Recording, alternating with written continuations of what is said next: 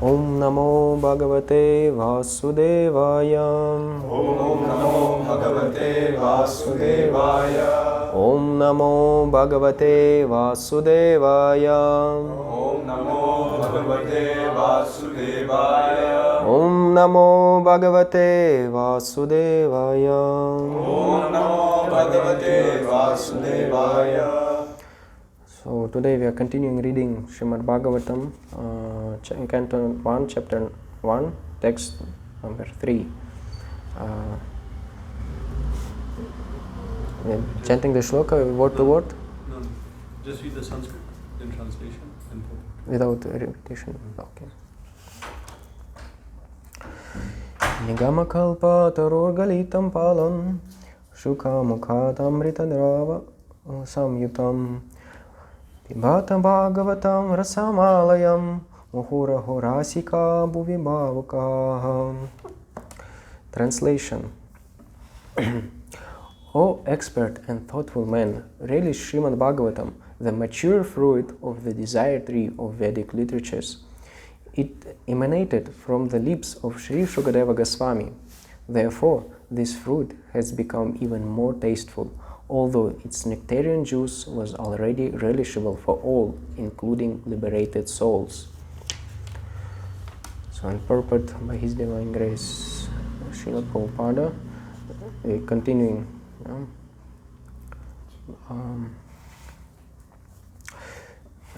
Therefore, one who attains full knowledge of these different rasas, which are the basic principles of activities, can understand the false representations of the original rasas, which are reflected in the material world. The learned scholar seeks to relish the real rasa in the spiritual form. In the beginning, he desires to become one with the Supreme.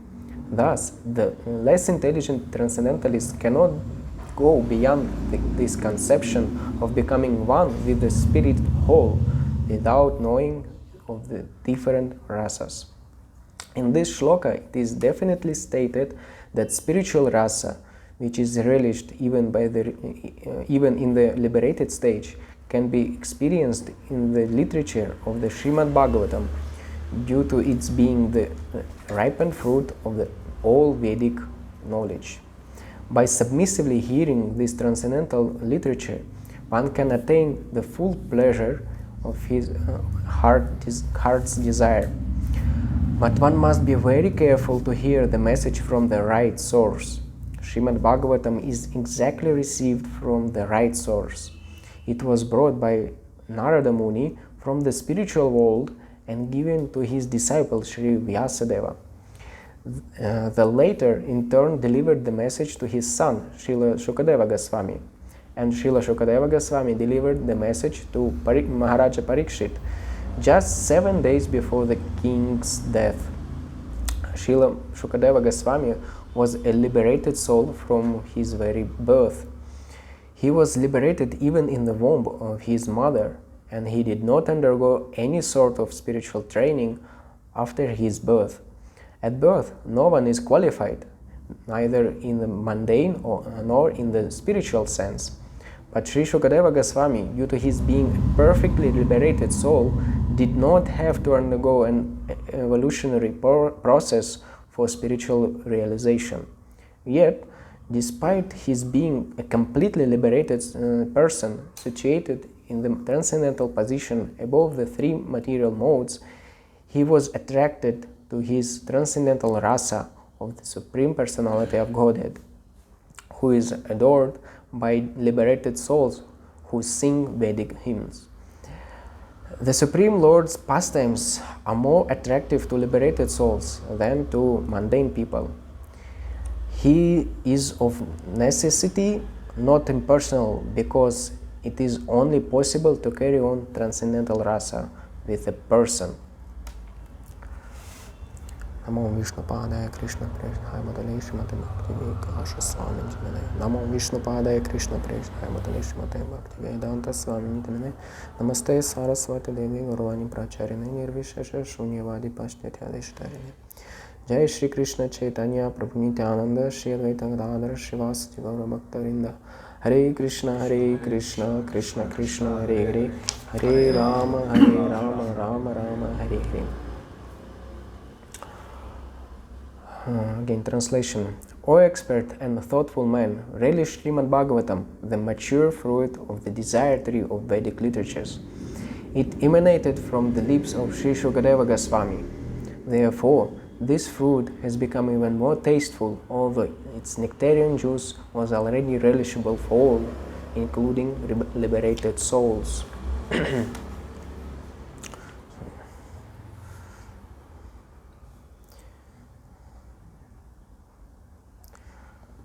Hare Krishna. So, I'm honored by you all to give class. Actually, I didn't expect that. So this beginning of Srimad Bhagavatam, actually, as we know, Srila Prabhupada, in the beginning when he started to write the commentaries on Srimad Bhagavatam, this is a great work. He was not sure whether he will be able to complete it. So he packed the whole essence of all saram, the whole meanings of Srimad Bhagavatam in purports of the first canto.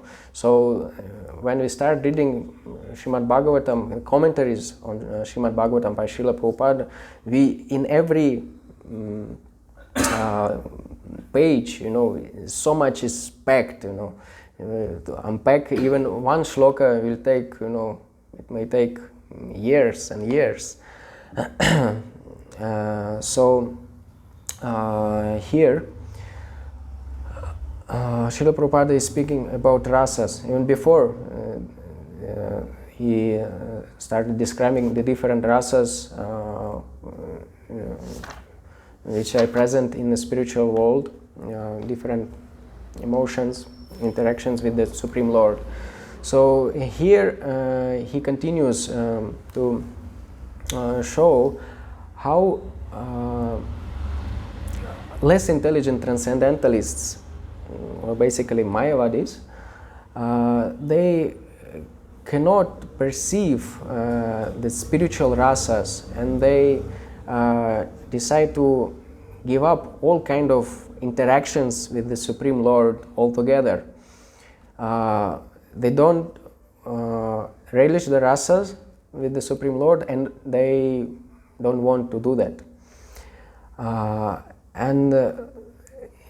From the perspective of a devotee, Srila Shukadeva Goswami, they are most unfortunate people, because even in material world, as we see, there are some different rasas, interactions, perverted reflections of the original spiritual rasas. We by nature are emotional. We are not stones without any senses. We like to experience different feelings, emotions by interacting with other people, with other persons. So what to speak of the spiritual world, where everything is personal. Even in the material world, we try to find some association with other people. We can't stay aloof from the society. As the saying goes, man is a social animal. Yeah?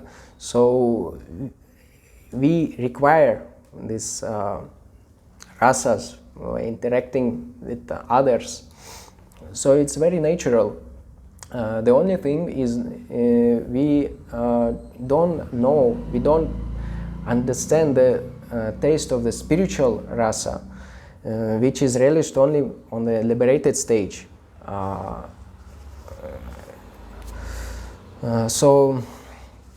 And Srila Prabhupada, he says immediately that we can experience this by studying, by hearing Srimad Bhagavatam. Srimad Bhagavatam is full of these rasas, interactions with the Lord. When pure devotees, they come in contact with the Lord, they act according to their particular mood. As we know, 5 main rasas, interactions with the Lord is Shanta rasa, Dasya rasa, Madhurya rasa, Vatsalya, and Sakya rasa, yeah, French. So these all rasas actually are described in Srimad Bhagavatam, and by hearing about these pastimes of the Lord with his devotees, we can develop the taste, yeah, for hearing about the Lord, develop the desire to also to achieve the same level of purity and emotions exchange with the Lord. So the only thing is that it's not so easy. It's a simple process, but it's not so easy to achieve it. Srila Shukadeva Goswami, he was already by birth, he was a liberated living being. He, as soon as he heard the description of Srimad Bhagavatam from his father, he got attracted to it naturally, because he is pure without any contamination of the material world. We are on contrary, we are struggling here, with our material desires, with our anarthas sitting deeply in our heart. And these anarthas, they are stumbling block on the path of devotional service. And Srimad Bhagavatam itself is a remedy. It's a final goal, and is a remedy for purification of our hearts. But also, as we say, Srimad Bhagavatam is a ripened fruit of Vedic literature, and by hearing it, we get purified. We see how Srimad Bhagavatam was spoken to Parikshit Maharaj by Shukadeva Goswami. Srila Vyasadeva, the original author of Srimad Bhagavatam, was present there. He has already composed Srimad Bhagavatam, but he liked to hear it from Shukadeva Goswami. So it's not that just a book that we read and we understand everything. We get the taste, get the knowledge through the medium of a spiritual master. This is very important. This point comes throughout all Srimad Bhagavatam, that we cannot gain knowledge just by reading, just by studying books. The only realized knowledge can give actual benefit to us. This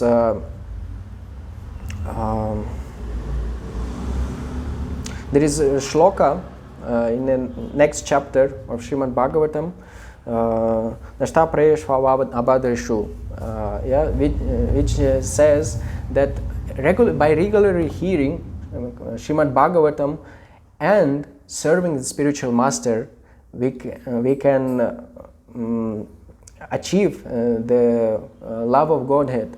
So hearing from the spiritual master is a very important activity in a devotional service. Just by reading Srimad Bhagavatam, we cannot exclusively just by reading a book. Srimad Bhagavatam, we cannot understand the inner meaning of the message. The knowledge is delivered only through Guru Parampara. So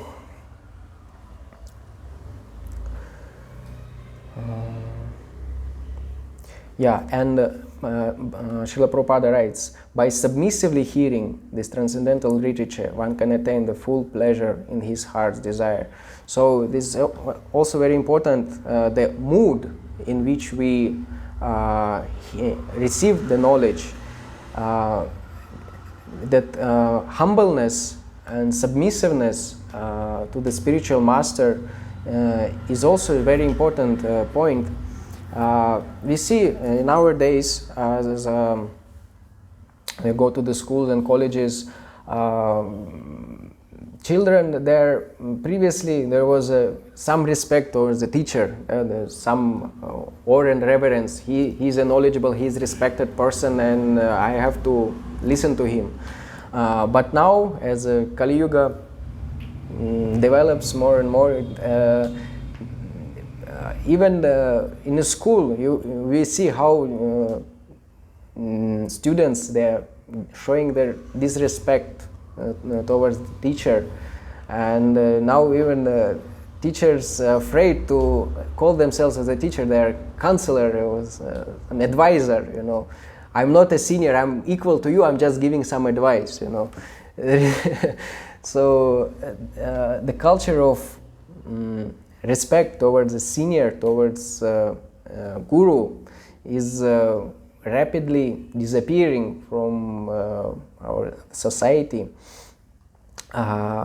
and without any respect towards a senior, knowledgeable person, guru, we cannot understand anything. It is not realized knowledge, it's just theoretical dry speculation which ends up with Mayavad. Oh, I know better, you know. I studied all the books, I studied all the scriptures, I know better how it works, you know. And this is a very dangerous situation when we think that we are very intelligent. I know so many shlokas, I know all the shastras very well, and you know, I don't know anybody to teach me. I already achieved the perfection. This big illusion covers the living being, that impediment on the spiritual path. So submissive attitude is the most important in our spiritual life. That Trinada Pisu Nichina, Dora Pisa Hishnana, Amalina, Amalina, Kedania Sadahari. So the lower, than the anybody else, no,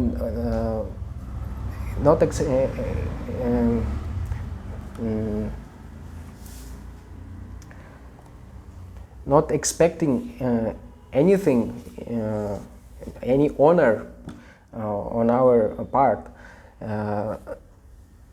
As we go outside and preach, distribute books, some people, they come forward, very pious people, and they try to get some blessings from us. They see us as sadhus, yeah. And in general culture in India is that people try to get blessings from spiritual people, and they come forward and trying to touch feet and asking for blessings, and we can see as Srila Prabhupada did, Guru Maharaj, they are not getting puffed up. They are not getting any respect on their part. Whatever they get, they offer it to their spiritual master. So we don't get any honor on our behalf. If somebody is glorifying us, we shouldn't take it on our behalf. This is just because I'm useless. I don't know anything. It's just because my spiritual master has given me some knowledge, some mercy. I just offer everything to him. So in this way we can maintain this humble attitude, even if when we are glorified. If we start taking it on our behalf, our false ego starts growing more and more, and we start thinking, yeah, I'm very advanced devotee, and I can, preach the whole to the whole world, and I will be glorified in ages,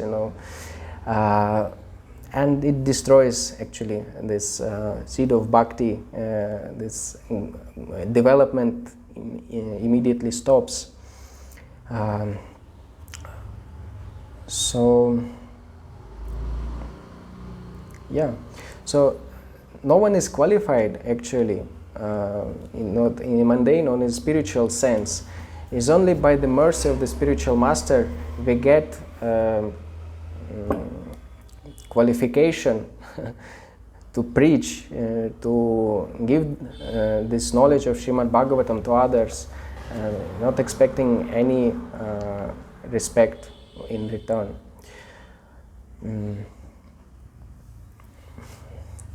So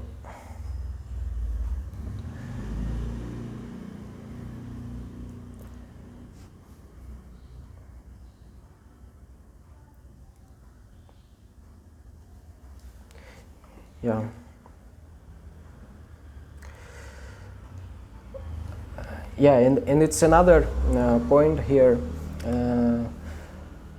that from whom we should hear Srimad Bhagavatam, because there are so many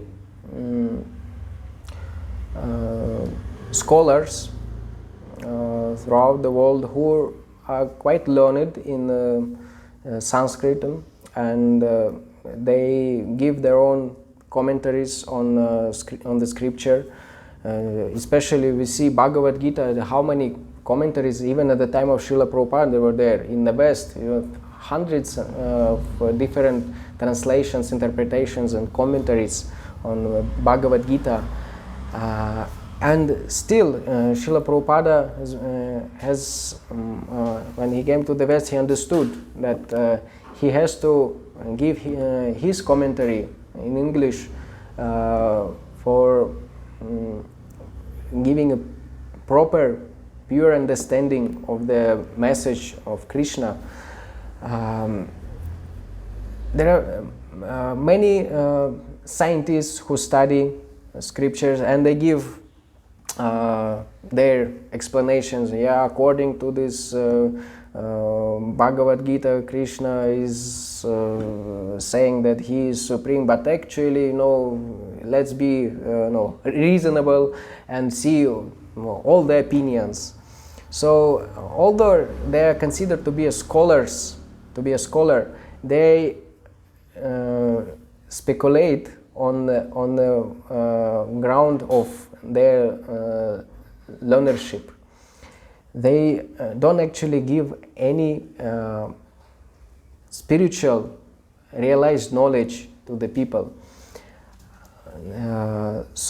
And there are others who recite Srimad Bhagavatam in terms of livelihood. There are, especially in the North India, there's this festivals of Srimad Bhagavatam where they recite for 7 days, all Srimad Bhagavatam, and as we know, they especially like the 10th canto, and that is most relishable, all the pastimes of Krishna, and no philosophy, but some nice stories. And these so-called reciters of Srimad Bhagavatam, they prepare themselves nicely. They keep a piece of cloth, so when at some point they will cry, artificial eyes, artificial tears will fall from their eyes, and they just make a show of the feelings, deep feelings for Krishna. So this kind of katha is actually useless, and it's not even useless, it's dangerous. So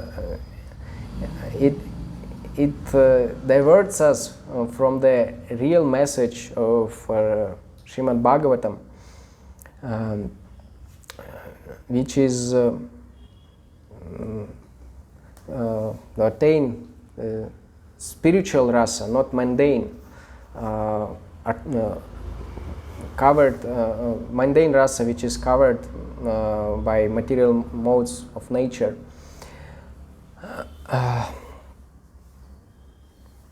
So, yeah, we should approach the spiritual master and inquire from him submissively, and in this way we can gain the real knowledge. We should serve him. It's not just hearing, but this service attitude should be submissiveness, and we should serve the spiritual master, and in this way we should please him, inquire from him submissively and serve. These two aspects of interaction with the spiritual master. It's not just hearing. So that's why this personal interaction with the spiritual master is required.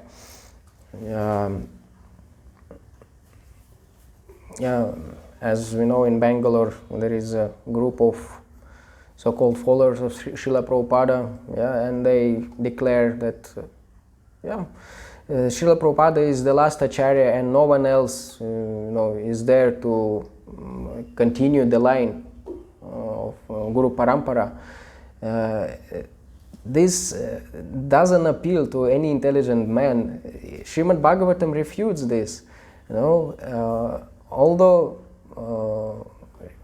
Srila Prabhupada is the messenger from the spiritual world, he is a pure devotee. It doesn't mean that after him is no one who can continue the line of the Guru Parampara. Because message remains the same. It's Srimad Bhagavatam, which was commentary which was given by Srila Prabhupada, and then again the disciples who give their realizations, their experience, their sincere following of Srila Prabhupada gives the strength to deliver this knowledge as it is, without any change. So this example of Shukadeva Goswami, although he is a junior to Srila Vyasadeva, still Srila Vyasadeva didn't interfere. He sat there and heard the Srimad Bhagavatam narrated by Srila Shukadeva Goswami. And Srila Shukadeva Goswami, in some parts we can see Srimad Bhagavatam, he gives his commentaries, his realizations while he describes this Srimad Bhagavatam to Parikshit Maharaj. And this is also authorized. We see that in all sampradayas, Vaishnava sampradayas, great acharyas, they write commentaries on the scriptures, and their disciples write commentaries on the commentary of acharya. So it's unlimited, you could say. There is no end in unpacking this message of Srimad Bhagavatam. There is what I wanted to say.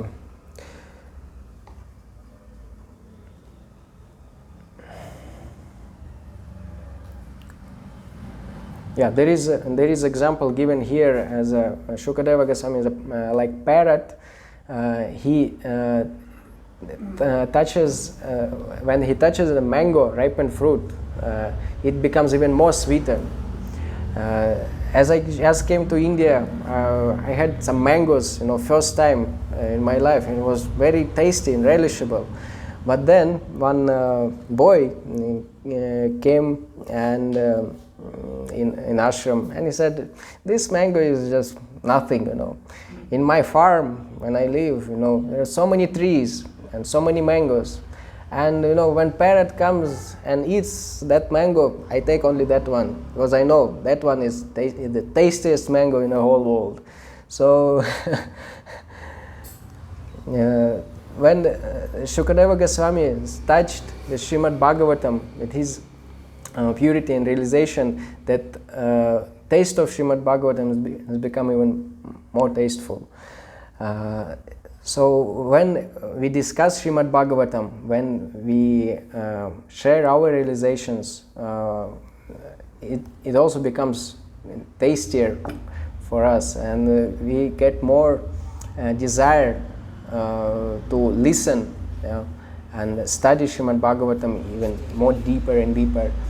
It's not just a question of studying, study, but also this relishing.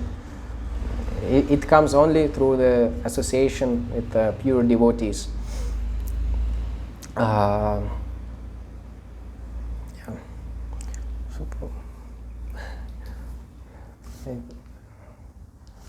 Any questions? Yeah, one question. Yes. Then here in the second verse, it says that Atra Paramo Nirmat Saranam Satam. So Bhagavatam is meant for Nirmat Saranam, those who are free from envy, highest class. So, but still we are all discussing it. How is it? How to understand?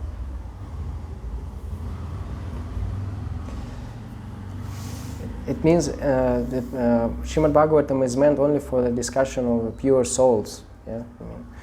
Actually, we come to the essence of Srimad Bhagavatam, which is 10th canto, through the other 9 cantos. So this Srimad Bhagavatam is meant for the purification of the persons who are attentively and submissively hearing the message. So there's so much philosophy there, so much realizations of the other pure devotees who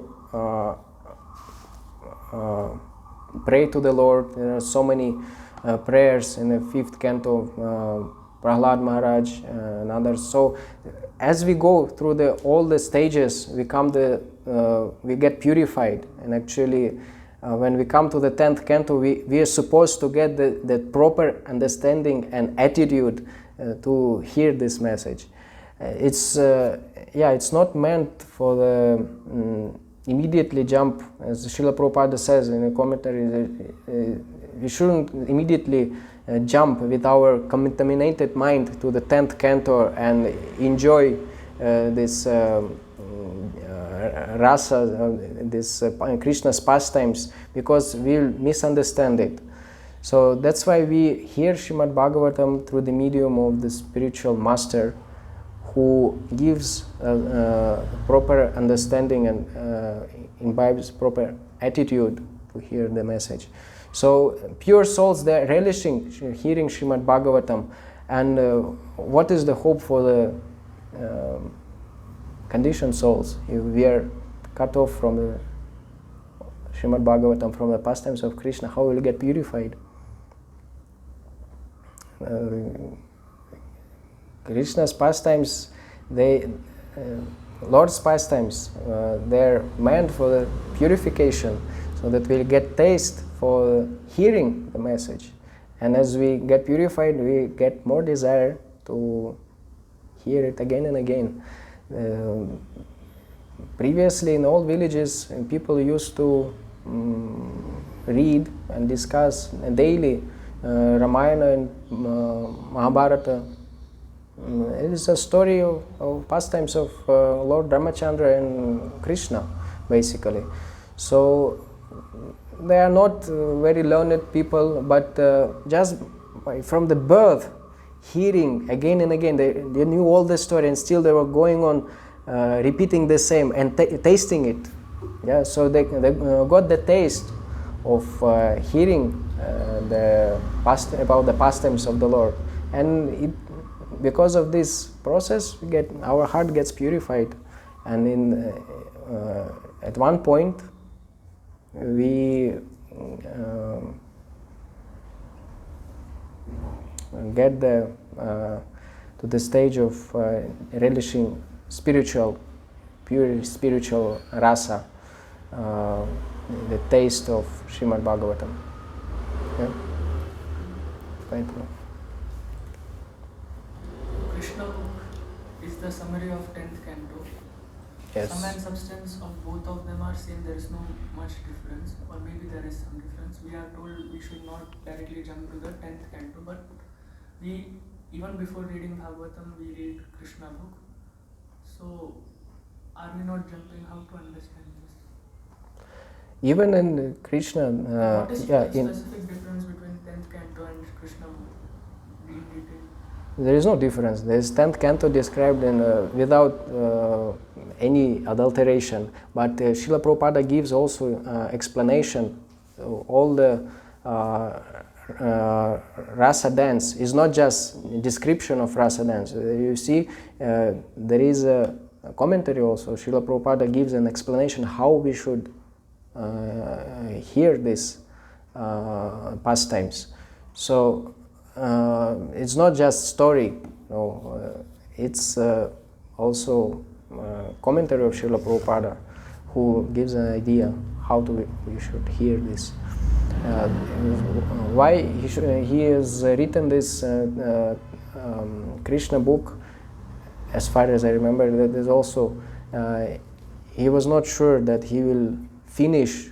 It will be enough time to finish the whole Bhagavatam. So he knew that 10th canto is very attractive. So he tried to give a proper vision of these pastimes. So even in the 10th canto, as we see, Srila Prabhupada, he didn't complete it, Bhagavatam purpose. So his disciples, they took the commentaries from Krishna book and they inserted it into the commentaries of Srimad Bhagavatam purpose. So there is a... So we should not directly jump to the 10th canto of Srimad Bhagavatam, but on authority of Srila Prabhupada, we can read Krishna book. Yeah. Usually the 10th canto is immediately discussed with these reciters, professional reciters, that is their bread, they earn on livelihood specifically by reading the 10th canto. So we should not hear from them. Because pure devotees, they can give this proper perspective how we should study these pastimes. So there's nothing wrong to read Krishna book. It's given by Srila Prabhupada. You can read it. All the children, the first as far as I know, parents, they read Krishna book to them. Children, they get to know about Krishna through this book. They cannot immediately study from the first canto, and they like to hear stories, right? But still, even stories. I remember myself, my mother, she used to read Krishna book to me. It was relishable. Yeah, I remember the philosophy was there and it was boring. What you want from the child, he wants to hear some stories. It's a story, but still philosophy is inserted there. So in this way, we get proper perspective. Yeah. Also, this Krishna book, it said that just like a child, so we say, okay, we shouldn't read those 10th canto pastimes. But just like a child has to be led, cannot do anything on its own. So when they brought to school also, they have to be led, go into the school. So although 10th canto is not, it's such a high level, but in Krishna book, Srila Prabhupada, Guru, is leading us through all the pastime and explaining detail. Don't misunderstand. This is every part, and he put in so much of his explanations and comments. Yeah. So it's okay to do that because the Guru, Srila Prabhupada, is every step of the way is guiding us. Yeah, he insisted actually to distribute to the outside people. Yeah. He insisted that devotees go and give these books. Yeah. New people. New, absolutely new people. As Guru Maharaj also, he got first he read Krishna book, Yeah. and he got attracted. Yeah. Second part of the Krishna. Yeah. So it works in this way also. Grandaraj Srimad Bhagavatam ki Jai. jai, Srila Prabhupada ki jai.